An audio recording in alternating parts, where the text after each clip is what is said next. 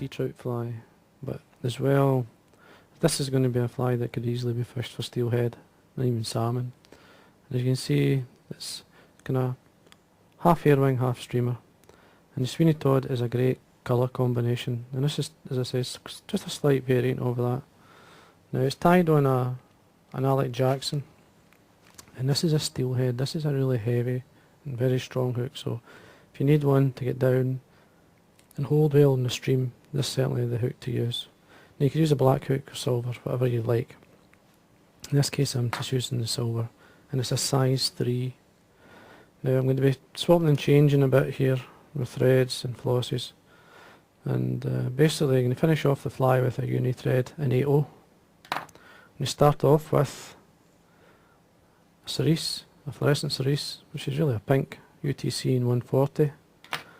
And for the thorax I'm going to use, this is a Glo-Brite Floss number 1. We're going to start with the cerise. And we start, you're looking a head length of maybe 2.5, 3 mil or so, depending what you like. And then just going to bring the thread down until the wire, as you'll see, the wire's bent to form the eye. At that point there I've actually stopped. It's important that you wax your thread. This is what this is, stuck in the side of my finger. This is my wax. Now for the rib, I'm going to use a large oval silver tinsel. I'm going to catch this on the side. This is why it's important that you wax your thread as well, so that it's gripped really well. Now, keeping the oval tinsel on the side of the hook, just work your way down until basically it's just slightly by the point, as you let the bobbin go, just slightly by the point of the hook. And for the 2/3 of the body, it's going to be black floss. Now I'm using a piezo silk floss called Stout. Now you could use whatever one you like, as long as it's thick enough and deep enough. You could even use wool, which I have done in the bigger flies. Now I'm going to tie this in the full length of the area where I'm going to tie in the black floss, which is approximately 2/3. And then keeping the floss on the side, nice and neatly bring your thread up.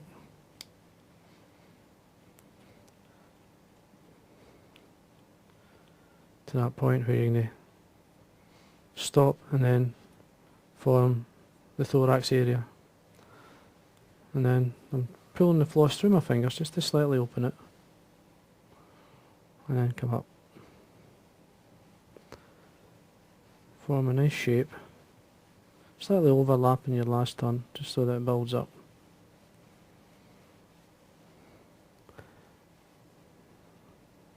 Another turn or so. Should maybe do it. Just check. That looks okay. Bring it across your thread. 2 or 3 turns to tie it in. And you're looking, use this as a measure to the length of the thorax area, which is there. Now, make sure you wax the thread again at this point, especially when you tie in the rib. Now, I like the first turn of the rib is onto the bare hook. The reason I do this is to stop the floss sliding around the bend. Nice and tight, and then bring it up. You're looking 4 to 5 turns in that area. Come underneath, catch it.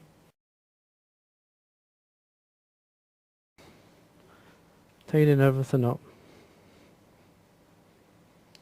Now, just before I get to the end, I'm going to cut the oval tinsel away, and I'm going to fray it so it gets a better taper as it finishes. There you go. Just trim it there. And then nice and tight, carry on up. Now I'm going to swap over to the Glo-Brite Floss number 1. And this is to form the thorax of this fly, which is why the Sweeny Todd is famous. Oh, it's very famous for its colour combination anyway. It's amazing how it catches. And it's one I would certainly try and have a go with, especially for the steelhead.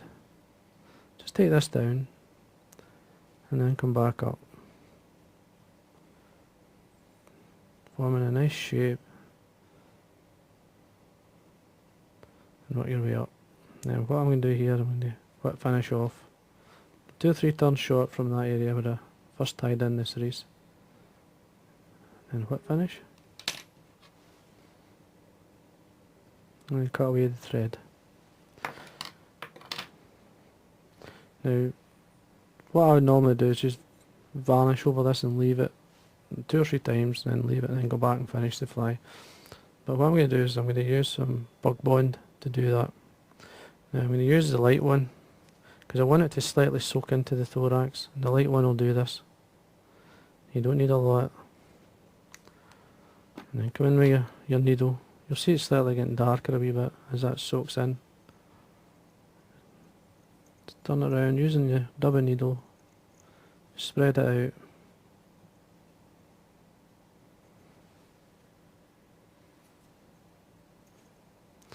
And then come in with your torch and then set it.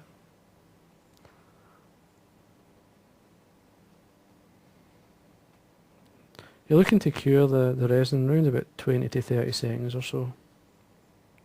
And you find as long as the batteries are nice and strong, that'll be okay.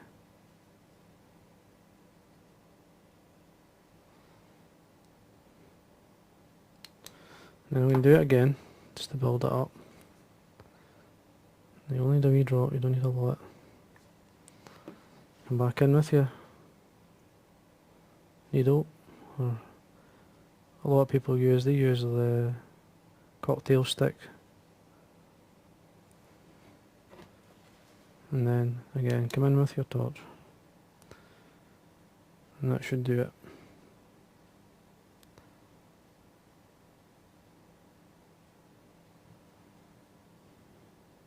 Now I've got the uni thread in black again, 80, and we tie that on.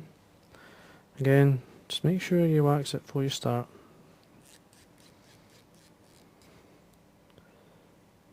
Come in, catch it. And take away your excess. The throat I'm going to use, and the traditional one is just cork fibres, dyed red, like Chinese cork. Now I'm going to use some dyed red fox. You don't need a lot. Let's pinch it off. I usually clean out, take away any twisted fibre. Small brush will do that, small comb. You're looking the tips to be in line, to come in line with the point of the hook. And all I'm doing is offering it underneath, coming up. And 2 or 3 turns to make sure it's secure. That'll do it. And then take away the excess.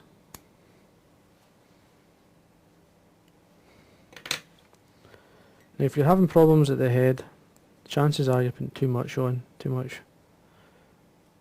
material. So just reduce it. And there we are.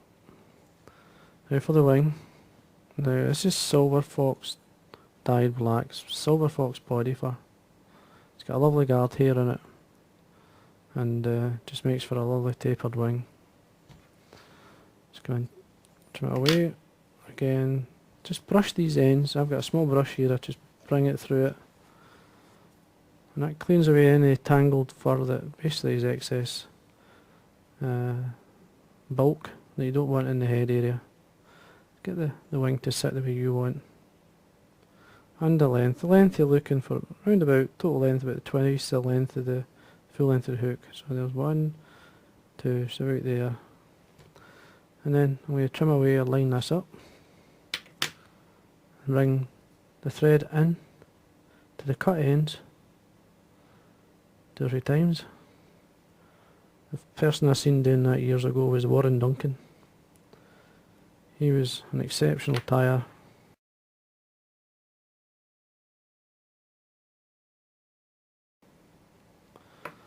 Again, make sure you wax your thread and tidy up before you do anything else. Now that's the Sweeny Todd practically itself. You don't need anything else on if you're tying them standard wise. You could finish now and that they would easily catch fish. But I'm going to up it a wee bit, so I'm going to put some This is a Grizzle neck. Now, you'll see the feathers when I put them on, slightly curving. The reason they are, I've got one from this side and one from that side, so you've got basically a right and a left from the neck. So that they curve with the natural shape of the wing. There's one on the side now, you don't want them the full length of the wing, slightly less. Just making sure the ends are up, you see how they're curving away. But when I put them on, they should be along the sides. Now these are really just long cheeks. Now, to catch them on the side. Now a couple of turns, loose turns at first. Just to see that the tips are the same length. Slightly pull this one in. Looks okay. And then tighten up really nice and tight. And trim away the excess.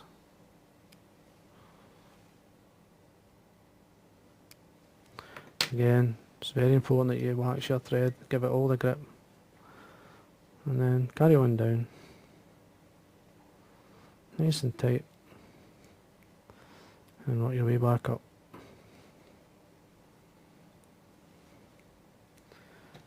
Keeping the thread tight. Come in and whip finish. Now I'm taking it all the way down here just to help balance everything. Pulling it through. And then again, always nice and tight. You could add extra to it, and I'm just going to add some 2 small adhesive eyes, and these are Opal Mirage small eyes. So one either side, just to give it that wee fry look. You could use jungle cock if you want, but at times these are actually ideal for this type of fly. And I'm just putting one on each side of the head, and you'll see it totally transforms the look of the fly.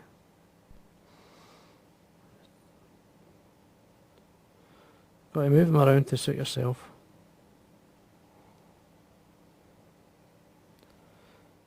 And just get them in line. Now, I would normally use a 5-minute epoxy, but obviously with the new resins on the market. Now this is the bug bond as you've seen, but this is the original, you see the original clear. Slightly thicker than the first one I used. And build up the head.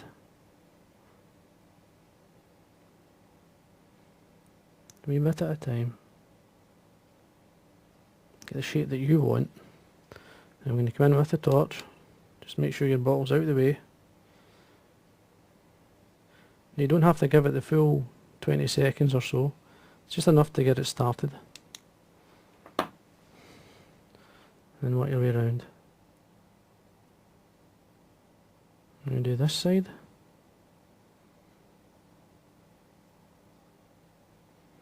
And your side as well. You can just take your time and build this up. The reason I'm using the original is that I don't want it to run onto the actual the wing. I don't want it on the hair or anything, so sometimes you want that in the bigger flies, but in this one I just want to do the head.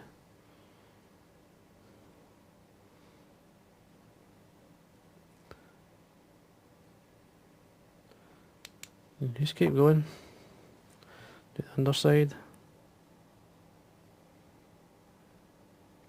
Then I'm going to finish off with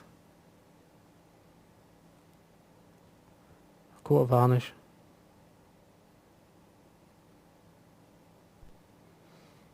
See, it's all the way around, like I always do.